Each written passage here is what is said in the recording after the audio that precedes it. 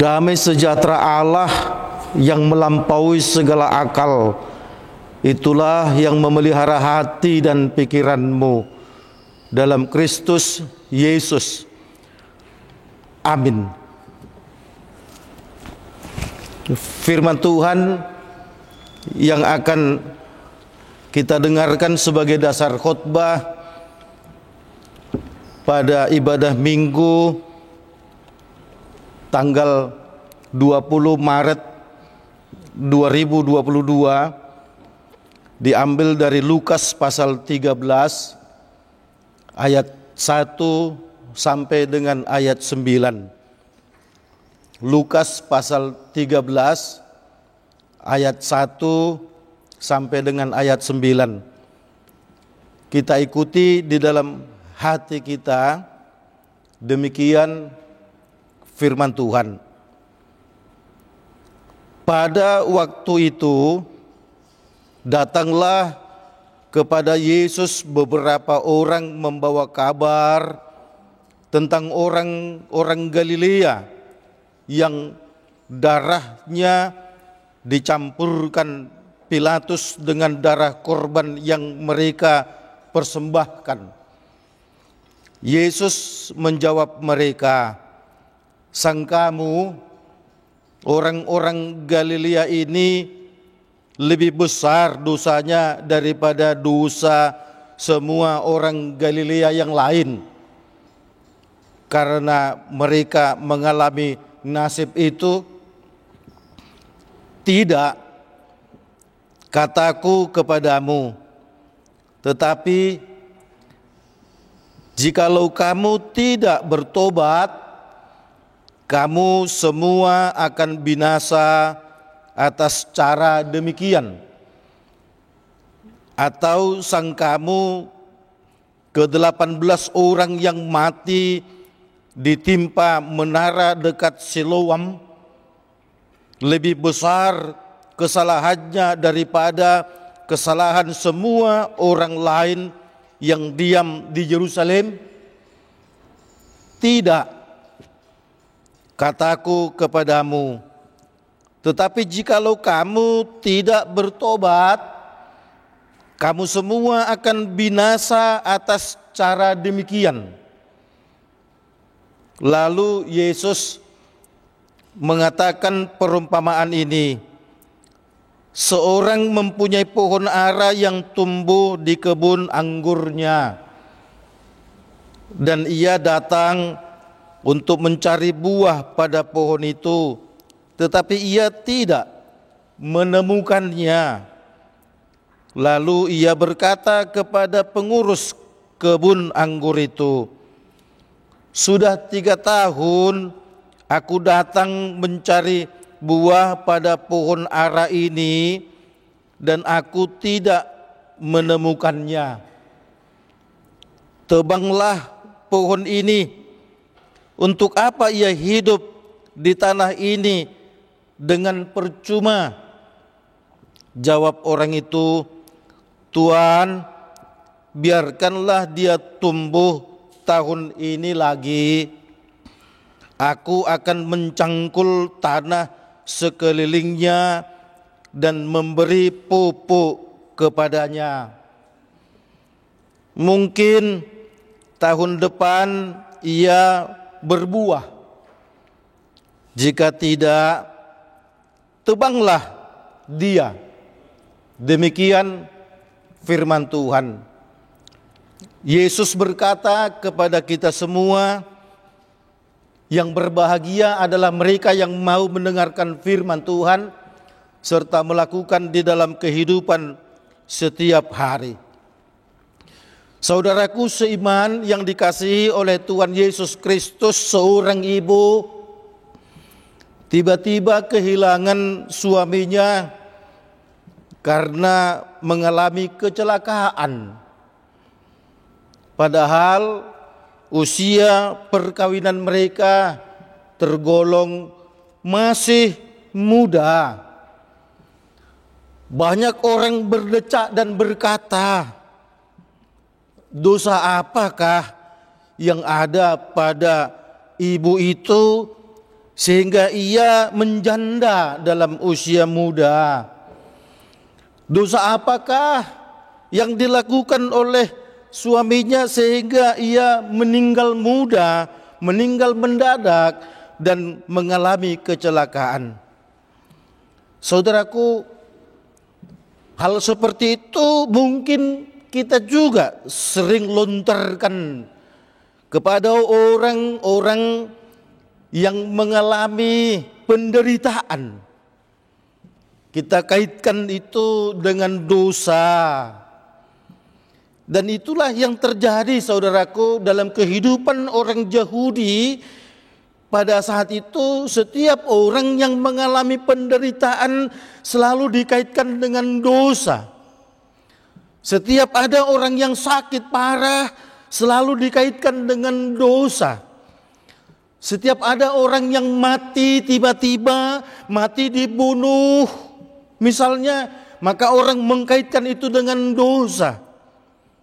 Itulah yang dilakukan oleh orang-orang Yahudi kepada Yesus.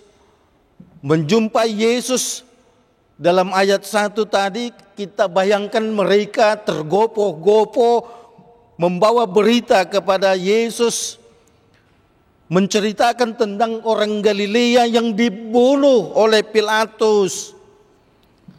Disebutkan darahnya dicampurkan dengan korban persembahan mereka. Tuhan Yesus tahu maksud mereka. Tentu ingin mengatakan bahwa apa dosa mereka. Sehingga Tuhan Yesus mencoba untuk menyangkal pemahaman negatif mereka. Apakah sangkamu orang Galilea ini lebih besar dosanya?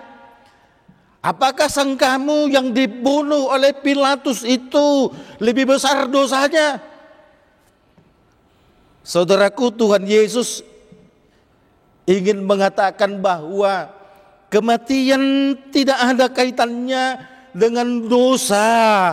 Dalam arti kalau orang mati mendadak, kalau orang mati diawali dengan penderitaan dan kesengsaraan, berarti itu pertanda dosanya besar. Tuhan Yesus ingin meluruskan itu. Sesungguhnya orang yang tidak bertobat itulah orang yang berdosa. Orang yang tidak bertobat itulah sesungguhnya yang layak mati. Kita ingat, saudaraku, dengan kesaksian Rasul Paulus, sekalipun engkau dapat tertawa, sekalipun kau nampak cantik dan ganteng, tetapi kalau kau tidak mengenakan pakaian baru, kalau Tuhan Yesus tidak hidup dalam dirimu, sesungguhnya engkaulah yang mati. Nah, saudaraku yang dikasihi oleh Tuhan Yesus Kristus, kita bisa bayangkan bagaimana di Irak ketika ISIS masuk ke daerah Syria dan Irak.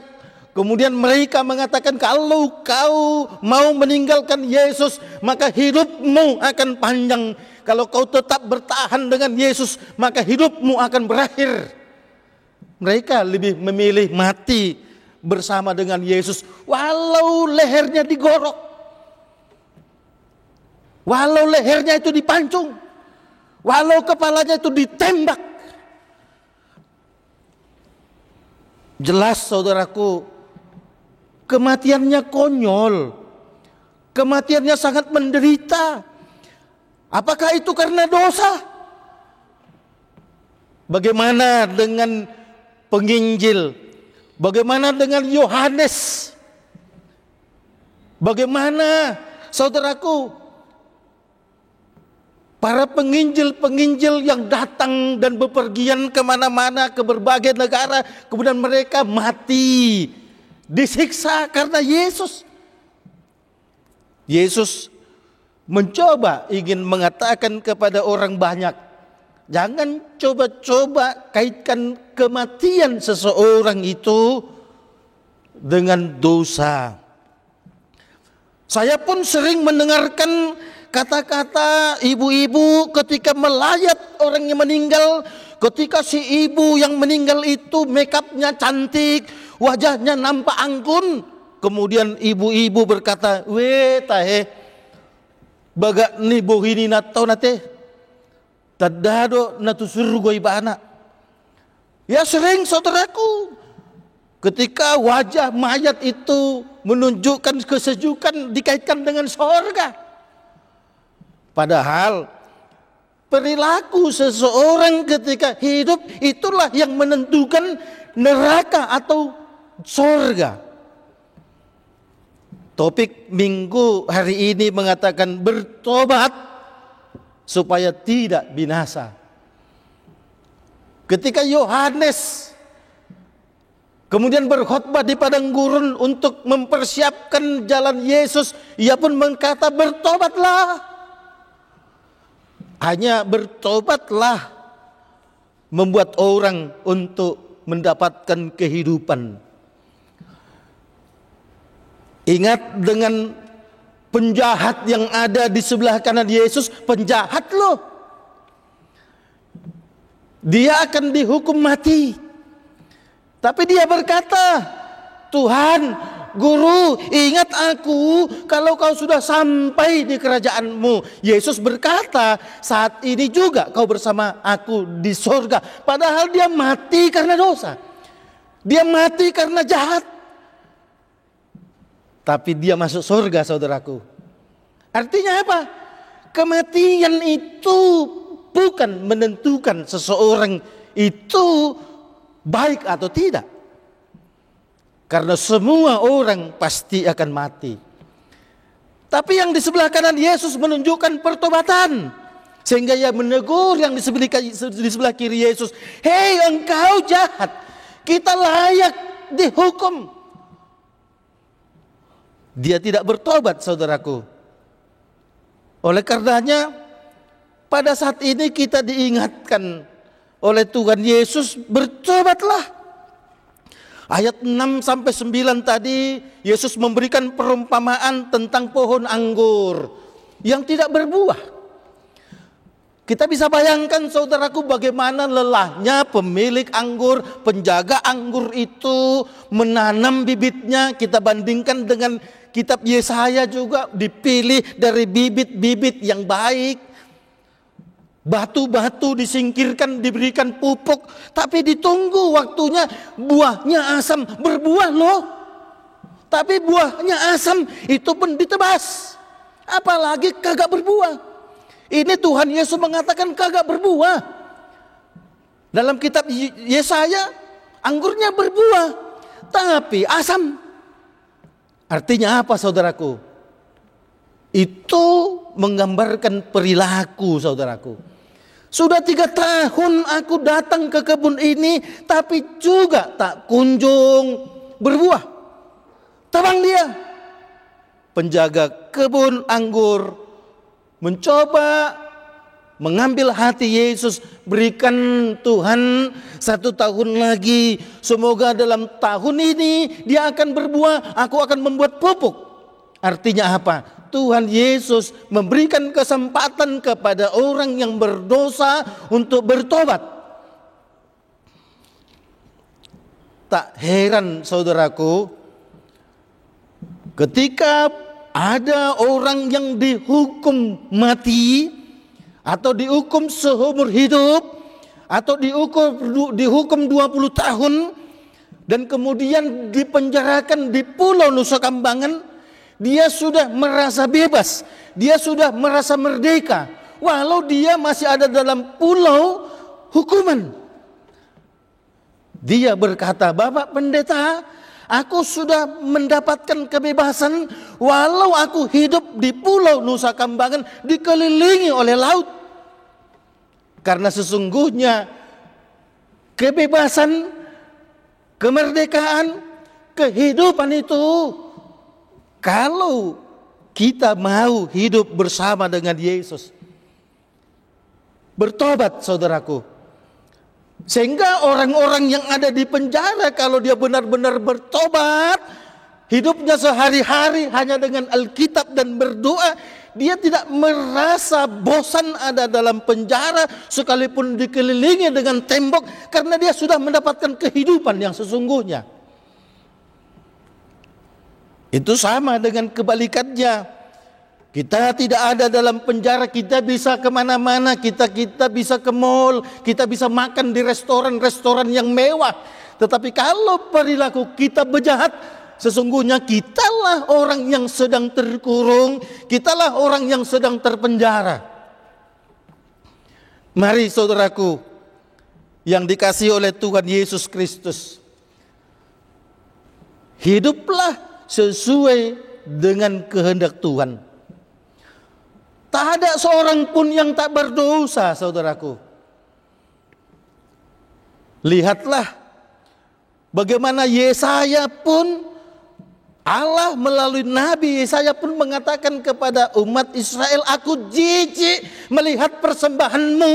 Kau kira persembahanmu itu bisa menutup dosamu? Karena aku tidak melihat hanya kehidupanmu dalam bait Allah. Sesungguhnya kehidupan yang adalah di luar bait Allah.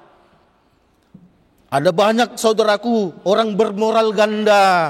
Ketika dia ada di lingkungan gereja, begitu baiknya dia. Padahal Tuhan melihat ibadah itu bukan yang di gereja. Ibadah itu setelah kita pulang meninggalkan gereja. Tuhan melihat itu. Senyummu manis ketika di gereja. Sapaanmu lembut ketika di gereja. Telingamu peka kalau ada yang memanggilmu. Tapi begitu sudah keluar gerbang pintu gereja, kelihatanlah aslimu. Tak heran kalau kemudian ada ungkapan yang mengatakan serigala berbulu domba. Nah saudaraku yang dikasih oleh Tuhan Yesus, Yesus mau ingin mengatakan kepada orang yang datang kepadanya itu, jangan lihat casingnya, jangan lihat dari luarnya, jangan kau kira karena dia mati dibunuh sehingga itu karena dosanya. Itu sama dengan handphone saudaraku. Beli second dia di Jatinegara sana di pasar malam. Kemudian dia pergi ke mall membeli casing. Casingnya bagus. Tapi ketika dipencet nomor 1, nomor 3 yang keluar saudaraku. Casingnya aja bagus. Yesus ingin mengingatkan kepada orang banyak di sini, hatimu itu yang dilihat oleh Tuhan. Sehingga kalau topik minggu hari ini mengatakan bertobatlah, jamah dadamu, lihat hatimu, mari merenung. Karena biar bagaimanapun perbuatan kita itulah yang menentukan kita ini masuk surga atau masuk neraka. Amin. Ya Allah Bapa kami yang di surga, kami mengucap syukur Tuhan atas kasih dan anugerah-Mu yang kami rasakan pada kesempatan ini. Engkau begitu baik. Lewat perumpamaan yang kami sudah dengarkan, ibarat pohon anggur yang seharusnya sudah ditebang, tetapi mendapatkan kesempatan untuk berbuah. Tuhan yang di surga, kami adalah orang-orang yang berdosa, yang sepatutnya mendapatkan hukuman, tapi Engkau masih memberikan kesempatan kepada kami untuk berubah, untuk bertobat. Karena hanya dengan bertobat saja kami boleh mendapatkan kehidupan. Tuhan yang di surga, kalau banyak orang yang mati mendadak karena penyakit, mati mendadak karena kecelakaan, mati mendadak karena apapun, sering kami sangkutkan itu dengan kejahatan. Tapi lewat firman-Mu kami diingatkan, bagaimanapun penyebab orang mati, jangan sekali-kali dikaitkan dengan dosa. Karena dosa itu adalah perilaku. Dosa itu adalah perilaku jahat. Itu yang kami harus ubah. Sehingga kalau kami bertobat, seperti apapun kami mati, kami tetap milik-Mu. Itu sama seperti yang di sebelah kanan Yesus, penjahat ulung. Dia dihukum mati, tetapi dia bertobat. Dia ada bersama-Mu di sorga. Tuhan, kami mohon, biarlah Roh-Mu yang kudus turun atas kami, agar kami hidup dalam tuntunan Roh-Mu, melakukan yang Tuhan inginkan. Tuhan, kami berdoa untuk negara kami yang masih menghadapi pandemi COVID-19. Banyak orang yang mati karena terpapar COVID-19. Itu pun kami harus mengatakan bukan karena dosa, karena toh kematian harus terjadi kepada siapapun.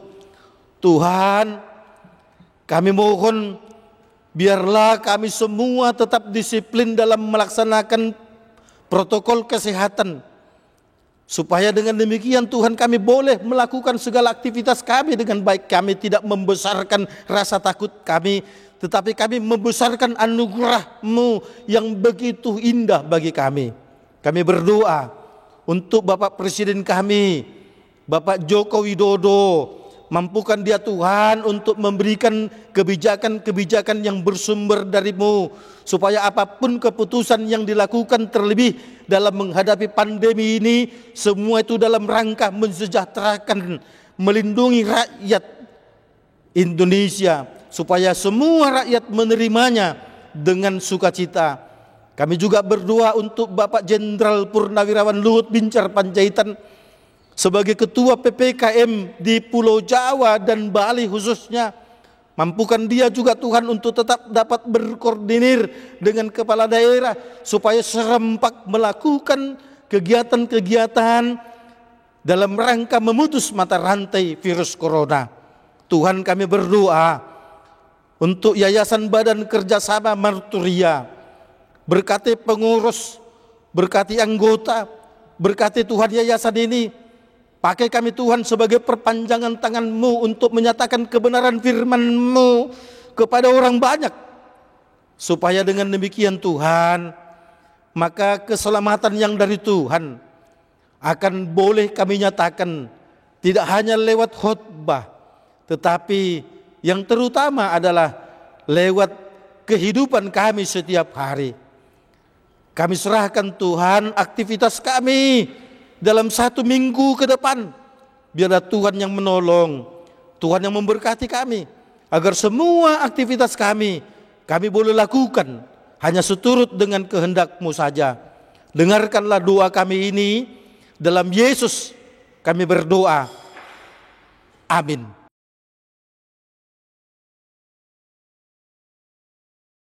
Kami dari Yayasan Badan Kerjasama Marturia mengingatkan kita untuk selalu disiplin protokol kesehatan. Selamat hari Minggu, Tuhan Yesus memberkati.